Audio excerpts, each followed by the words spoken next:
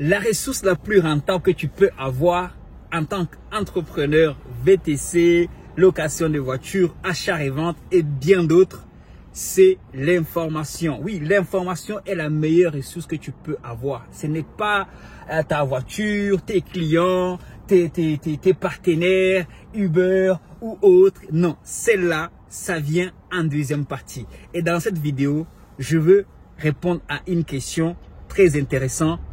Quelle stratégie pour récupérer les indemnités kilométriques? Quelle stratégie pour se rémunérer? C'est une question qui m'a été beaucoup posée dernièrement et j'ai pris le temps d'y réfléchir. Je me suis dit ça pouvait faire l'objet d'une vidéo intéressante. Donc pour ne rien manquer, reste juste après le jingle.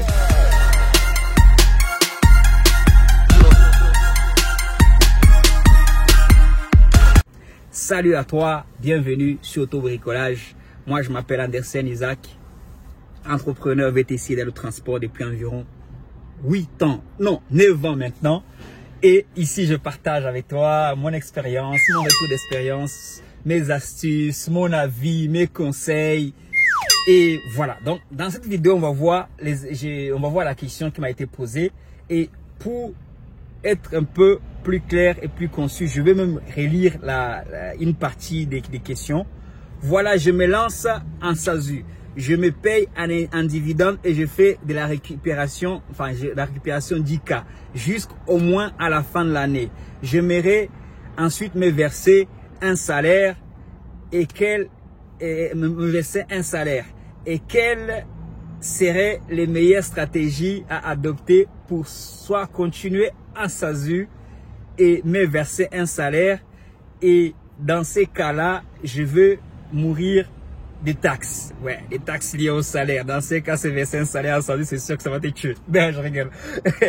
Ou bien changer de statut en me mettant à EURL. Merci à toi et continue comme ça. Ouais, t'as tout compris, t'as compris beaucoup de choses. Non, ta question est très pertinente parce que, au fait, c'est une question, dès que je l'ai eue, j'ai vu aussi sur Instagram que quelqu'un m'avait parlé du même sujet, soit dans les commentaires ou je sais plus, au fait, du même sujet, indemnité kilométrique et dans cette question, en fait, il y a plusieurs points que j'ai déjà abordés, la SASU, la EURL, la micro-entreprise. Comme je t'ai dit au début de la vidéo en présentation, l'information est primordiale pour être un VTC périn. Un VTC qui voit à long terme. Un VTC qui ne pleure pas comme dans les groupes, tu vois. Tous ces gens des groupes là qui sont en train de pleurer. Moi-même, je faisais partie et je pleure encore un peu, mais ça diminue. Plus au fait, je reçois des informations, plus mes larmes, au fait, ça diminue. Et je te challenge d'ailleurs à adopter ça, à faire ça. Tu vas voir, plus tu vas en savoir, moins tu vas te rendre compte qu'au fait, non, la vraie raison, c'est pas Uber, en fait. Mais c'est mon manque d'information, oui, c'est mon ignorance qui me tue. Oui, vous connaîtrez la vérité et la vérité vous rendra libre. Oui, parce qu'il faut connaître la vérité, il faut connaître des choses.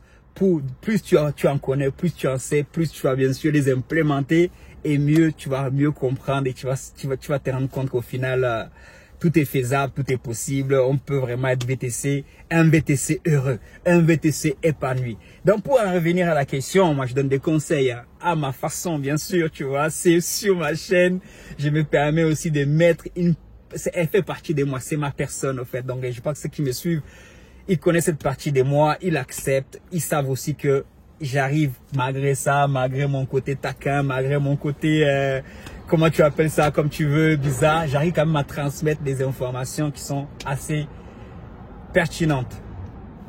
Donc, les indemnités kilométriques, il faut savoir que c'est un domaine qui est très encadré.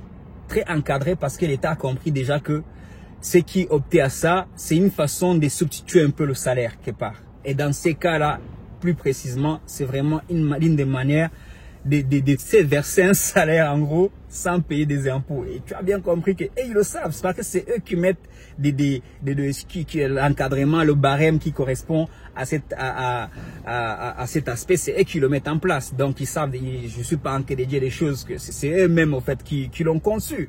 Donc ils savent que les gens peuvent profiter de ça justement. Et c'est l'une des raisons clairement qui m'a poussé à ne pas opter pour cette option, parce que comme on roule beaucoup, on va dire ok, j'aurais peut-être mis 4000 km tous les mois. 4000 km tous les mois, tu multiplies, disons, par 30 centimes ou par 35 centimes. Chaque année, ça varie, ça augmente. 30 centimes plus le forfait en fonction justement de ton véhicule. Moi, je suis à 7 chevaux. C'est après, au-delà des 7 chevaux, je crois, c'est le maximum que tu peux prendre, c'est 7 chevaux. Donc, ça peut donner quand même une somme assez conséquente, tu vois, parce qu'il y a aussi un forfait que tu dois rajouter. Tu regardes sur Internet, hein. Je suis pas là aussi pour te donner tout sur un plateau. Aller chercher aussi, hein, au bout des moments. Des fois, dans plus, je remarque qu'il y a des gens, tu fais une vidéo, l'information, la personne a juste vu le titre, il a posé la question qui l'intéressait, il n'a même pas regardé la vidéo, parce que des fois, il te pose des questions. Dans le commentaire qui t'écrit pour te poser la question, il y a déjà l'information dans la vidéo. Un peu de respect pour le travail qu'on fait, hein, tu vois. Ce n'est pas parce que j'ai rien à faire que je suis là. Anyway, mais bon, j'aime ce que je fais. J'aime ce que je fais, j'aime partager, j'aime être sur YouTube. Et ça fait partie aussi de ma stratégie business, hein. Je suis pas aussi là pour mes beaux yeux, pour me regarder la caméra et rire de mes propres blagues. Anyway, tu vas chercher. Donc, tu as compris, c'est assez simple, hein. Tu peux opter ça en tant que VTC, mais je ne le conseille pas. C'est comme la micro-entreprise, je ne le conseille pas. Je le conseille au moins au début. Si tu as déjà un véhicule à ton nom qui peut faire du VTC, oui, fais ton entreprise, fais ta société et puis commence comme ça. Si tu as déjà de l'argent et que au début tu ne sais pas trop, achète-la en ton nom, crée ton entreprise. Et fais ça pendant 1 an, comme dans le message de ces personnes, en fait, tu vois. Fais ça pendant 1 an, vois ce que ça donne. Après 1 an, moi, je te conseille, décide, soit tu vends le véhicule à ta société, soit tu vends le véhicule, tu mets l'argent, c'est un peu pareil, en fait. Tu décides, tu peux revendre aussi le véhicule. Au bout de 1 an, tu dis, OK, mon véhicule. Et ça fait du bon sens. Même moi, si je suis dans le fisc, je suis du fisc et que je regarde que tu as commencé avec un véhicule à toi, tu as récupéré, bien sûr, je comprends. Les 3 premières années sont excusables, au fait. Parce qu'ils savent que tu es là, tu es débutant, tous les erreurs, tu peux les faire, tu vois. Mais c'est de le faire, c'est de faire de cela ton salaire, au fait. Ça, ça va pas passer. Faire de cette méthode-là, que ça remplace ton salaire sur 3-4 ans, je ne connais pas, en tout cas d'ailleurs, je ne connais pas beaucoup de gens qui le font, peut-être parce qu'ils n'ont pas d'informations, parce que vous savez, hein, si on savait, si même je savais des choses, il y a ce que je sais aujourd'hui, il y a 6 ans, je serais largement loin. C'est pour ça que je consomme YouTube en continu, au fait. Anyway, c'est un autre point.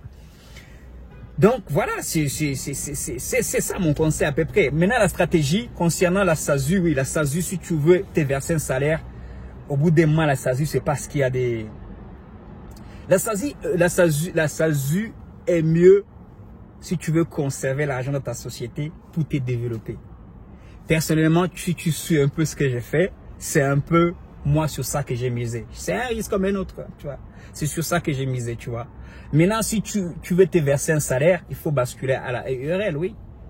Il faut au bout de 1 an, la SASU c'est bien au début parce que tu te verses enfin tu reçois, tu touches le pôle emploi, tu vois, les aides de retour à l'emploi. Ça c'est bien, tu vois, comme ça tu mets un maximum d'argent, tu peux t'acheter plusieurs véhicules, les mettre en location comme moi, ou si ce n'est pas vraiment des voitures, c'est pas un truc que tu aimes forcément, tu peux ouvrir un autre business à côté, tu peux ouvrir un salon de coiffure. Tiens, j'étais en train de penser à un salon de coiffure depuis ce matin. C'est la première fois que je me dis, mais attends, pourquoi? Parce que j'ai besoin d'un coiffeur, en fait. Je pense que je vais bientôt aller au salon. J'étais en train de réfléchir tout à l'heure. Et je réalise que vers chez moi, il n'y a pas de salon pour affoin. Et on est de plus en plus. Ça, c'est une idée de business que je te donne. Ne viens pas dans mon quartier, hein, sinon tu t'associes avec moi. Je me suis dit, mais pourquoi je n'ouvrirais pas un salon de coiffure?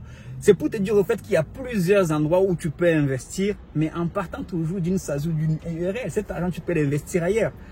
Donc voilà, moi je suis pas trop un grand fan des gens qui viennent faire la société. En tout cas, moi, mon modèle à moi, tu viens pas faire une société pour te servir toi. Tu viens d'abord servir tu viens d'abord développer un service pour servir les gens. Tu sers-les tellement bien que ils vont tellement te donner de l'argent que la question de ces verser un salaire va tellement. Moi, c'est vers là que je vais, tu vois. C'est vers là que je vais. Je mets du temps d'y arriver, mais c'est vers là que je vais, tu vois.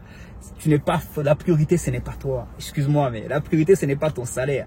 La priorité, c'est de pérenniser ton business. La priorité, c'est de mettre en place un système qui fait d'ailleurs que ton business tourne tout seul. Moi,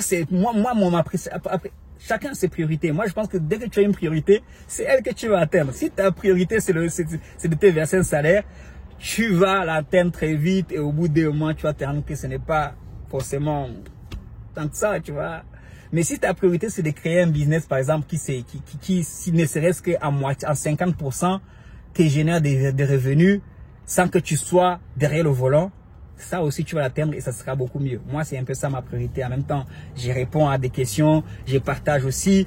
Le but, c'est ça. Moi, c'est plutôt une chaîne axée sur l'état d'esprit entrepreneurial, hein, tu vois. Maintenant, je pars du domaine, je pars de là où je suis. Je ne veux pas aller parler le jour où j'aurai maîtrisé les business sur Amazon, que je l'aurais fait concrètement. Je suis en train d'y travailler toujours, je t'en parlerai aussi. Mais pour l'instant, je suis dans le VTC, c'est le domaine où je connais le plus. Donc, c'est de ça que je parle plus précisément, en fait.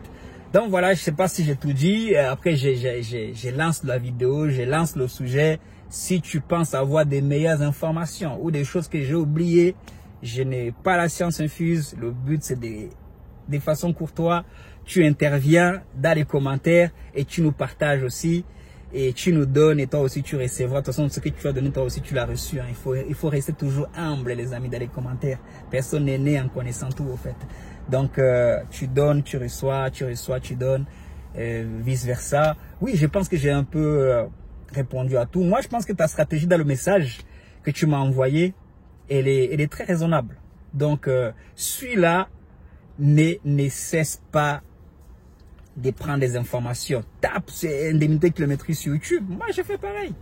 On est là pour ça. Tape et puis réécoute. Des fois, il y a des gens qui vont expliquer que tu ne comprends pas. Trouve quelqu'un d'autre. Tu vois. S'il y a des choses que j'explique que tu ne comprends pas, n'écoute pas ma chaîne, mais trouve quelqu'un d'autre. Moi, je t'aurais mis la puce à l'oreille, tu vois. Trouve quelqu'un d'autre. Tu vas trouver des personnes qui vont expliquer des choses et tu vas les comprendre. Et c'est même pas d'ailleurs, si tu ne comprends pas, c'est que ce n'est pas le problème ne vient pas de moi, parce que des fois il y a des choses ou de quelqu'un d'autre. Il y a des choses que tu ne comprends pas du premier coup, il faut les répéter, les relire, les révisions, tu vois, comme au collège, au lycée, tu vois, comme tu reviens dessus, tu cogites, tu ingurgites, tu cogites. Et puis, un bout d'un mois, tu ne sais pas ce qui se passe. Ah bah ouais, c'était ça en fait. Tu te dis, ah ouais, bah les amortissements que j'ai galéré, j'ai bloqué juste, j'ai fait juste la mémorisation quand j'ai fait la formation. Mais aujourd'hui, je comprends le sens, tu vois. Et c'est différent quand tu mémorises juste pour pouvoir passer l'examen théorique. Et c'est très différent de comprendre maintenant, de capter le fonctionnement, de saisir. Là, tu passes en mode pratique quand tu comprends comment ça fonctionne. Donc voilà, si tu veux absolument te verser un salaire, passe en EURL, c'est sûr. Passe en EURL. Les dividendes, par contre, quand tu passes en EURL, les dividendes, il faut les oublier. On ne te fait pas des choses pour t'avantager. Parce que si tu laisses un ici, tu laisses un pour prendre un, tu perds l'autre. Donc, il ne faut pas trop juger aussi. C'est pour ça qu'il ne faut pas trop juger. Il ne faut pas trop juger, ouais, il ne se verse pas des salaires, il ne se verse pas de ça. Parce que oui, toi qui te verses un salaire, tu as pris le salaire, mais tu as aussi laissé tomber quelque chose de très conséquent qui peut amener ton entreprise à un autre niveau. Toi aussi, tu ne prends pas de salaire comme Andersen. Je laisse aussi quelque chose à côté qui peut m'apporter des conséquences graves, surtout concernant ma vie personnelle. Je suis un père de famille, tu vois. C'est ça, il y a un risque à prendre. On n'a pas le beurre et l'argent du beurre, sauf de temps en temps, tu vois, qu'on essaye, mais de façon continue, c'est rare qu'on a l'argent du beurre. On a Uber et l'argent de Uber. Non, tu prends là où tu vas, l'autre, je regarde. Sinon, voilà, c'est ça un peu, hein, toujours, si j'ai oublié des choses, je peux revenir dessus, faire une vidéo. Donc, c'est quelque chose de très réglementé. Les indemnités kilométriques, un sujet à vraiment bien étudier et à utiliser avec modération. On ne va pas en vacances en disant que oui, je vais mettre ça sur les frais de ma société. Mais tous les jours que tu fais tes courses, vu que tu fais beaucoup de kilomètres, ils vont voir 4000 kilomètres par exemple. Ils vont essayer de comprendre si tu les as vraiment fait. Ils vont voir 6000 kilomètres. Ils vont te demander, mais monsieur, c'est pour ça que la vidéo est très importante. Parce que beaucoup ne savent pas que c'est pas tous les kilomètres que tu fais qui passent en charge kilométrique. Non, c'est juste les kilomètres que tu fais quand tu vas chercher ton client et quand tu le récupères. Et il faut les noter tous les jours. Et notre travail qu'il faut faire, tout ça, tu vois. Anyway, un peu j'ai abordé pour répondre à cette question. On est ensemble, continue à donner la force. Je m'améliore au fur et à mesure, un peu de patience. Je suis un mec, je vois à long terme, je ne cours pas. Je vois à long terme, je continue de travailler sur mon élocution, sur ma façon de transmettre. Et tu vas voir, dans 10 ans, tu ne vas pas me reconnaître. Je donne des challenges, je me challenge directement. Arrive and do it. Peace, yo, God bless you. Force!